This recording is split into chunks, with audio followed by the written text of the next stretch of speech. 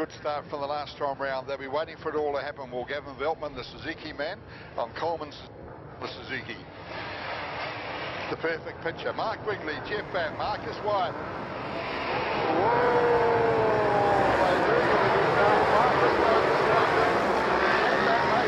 Wyatt holds on to it, and this time down into the right hand, who in fact will go through there in third place. And a little bit of a jump start that went through, then demurred, and then he finally got away. We can see that Marcus Wyatt from the front row went ahead of him to the and just ahead of him as well. But in the meantime, of course, Mark Wigley and Gavin Veltmeyer said, we'll see you later. Veltmeyer again, good start for starters, but Wigley went with him as well there too, so not the big chance that he had in that first race. Little spots of rain about, but hopefully, in fact, there's been some blue sky around as well there too, so hopefully that's what it's all about. Into the lead we see is Mark Wigley on the Kawasaki, and he leads the crowd back through the field. There's a big lot of riders there in that top 10, around about sort of places 7, 8, 9 and 10.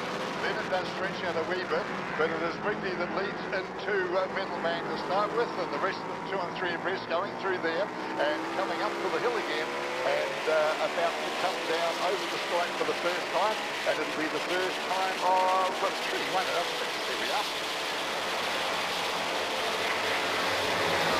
Look up, quick change ball. Marcus Wyatt running with the pace. Jeff Batt in there as well there too. Mark Wigley looked good to start with, but all of a sudden he's been knocked back there into second place. And Gavin Veltmeyer, in fact, they crossed the stripe, believe it or not, in the same, in their pecking order as they went through into Coca-Cola right now. And that is in their qualifying order as well. I suppose you say there's probably something in there. But qualifying, in fact, actually was Veltmeyer with a 1:13.8, and the rest of them into the mid-1:15. So that is a very, very quick time. We mentioned it, didn't we, in that first race? But if you're going to be that fast in qualifying, really we would expect Veltmeyer to disappear off into the distance. It never happened. In fact, he's about 2 bike lengths and even less than that now, ahead of Wigley as they go to the headwind for the second time. And sitting right in behind them as well as Marcus Wyatt, or is it Jeff Batt, one of the right now, it is Wyatt up there into third place as they then go through the Middleman right-hander. So when they crossed the stripe last time round, it was Veltmeyer, Wigley, and it was in fact Tim Gray that had moved up there. I hadn't called that one right in that middle on the 71 bike, and we'll check him out next time as they come over the top of the hill again. But Tim Gray and take that is fair.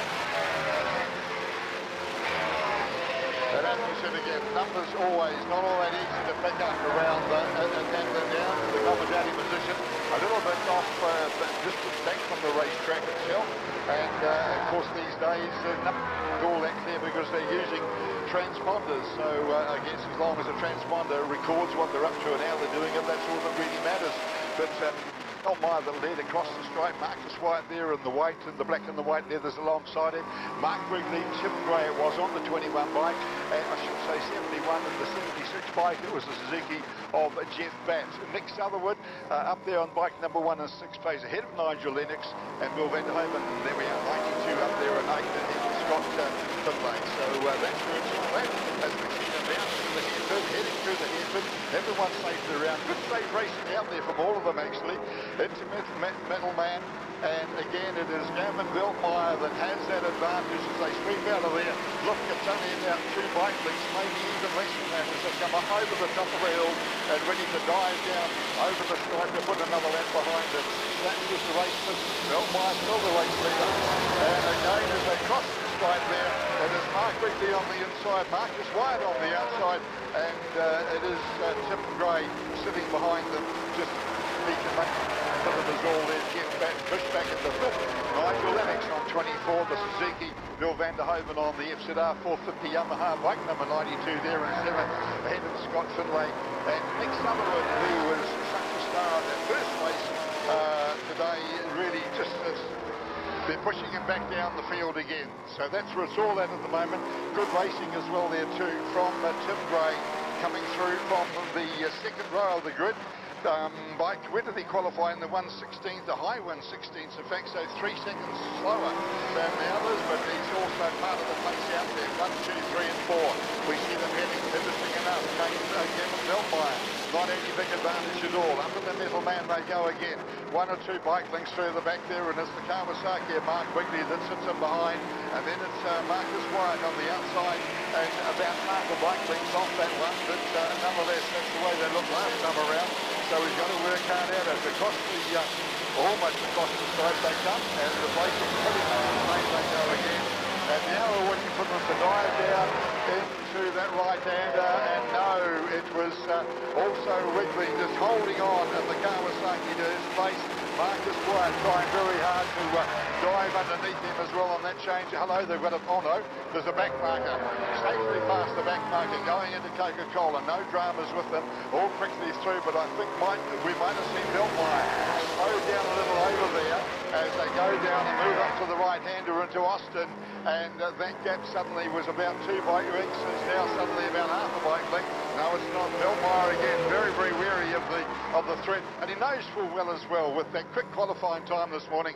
He knows what he's capable of doing, and at the moment it's opened out again. So what looked like a close run thing about 150 metres, 200 metres ago, suddenly it's back to normal again as they head up towards Middleman. So Gavin Beltmire, still the race leader. Mark Wigley on the Kawasaki, still running there in second place under a huge amount of pressure from the 87 mark. Marcus Wyatt on the BS3 650 Suzuki, the customs stickers bike, same model of course as Beltmire. Across the straight, Gavin Beltmire. Now we go, Wyatt makes the big move this time. Can he hold on? He does. He goes past Wigley. No, he can't. He outbrakes himself big time, and he made the big passing move, ready to do it for the last. And Mark Wigley kept his pull. Marcus Wyatt made the move, outbraked himself, and suddenly now he's back into the clutches of Tim Gay right behind him as well on the 71 bike. So that may have all changed. And Wigley, I should say Marcus Wyatt and Tim Gray, both together, bikes with the white bearings, as we watch them coming out of Austin now, and it is still Gavin Beltmire, still the race leader, on for the last lap of the journey they are, and then we go back to, well, who was it there, Wigley, on the Mark Wigley on the Kawasaki. Lamborghini's just turned up below us here, so it's obviously a good day in the sun. Round Middleman they go, disappearing behind the hill. Then he back gap now first and second. Now we've got to try and sort out the two riders invited at the back there. Was it Tim Gray or Marcus Wyatt? Is it 87 or 71?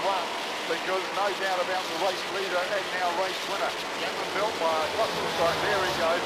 Mark Wigley is right up there, and it will be Tim Gray, bike 71 through into third place. Marcus Wyatt, the big mistake, outbraked himself when he was trying to hunt down that second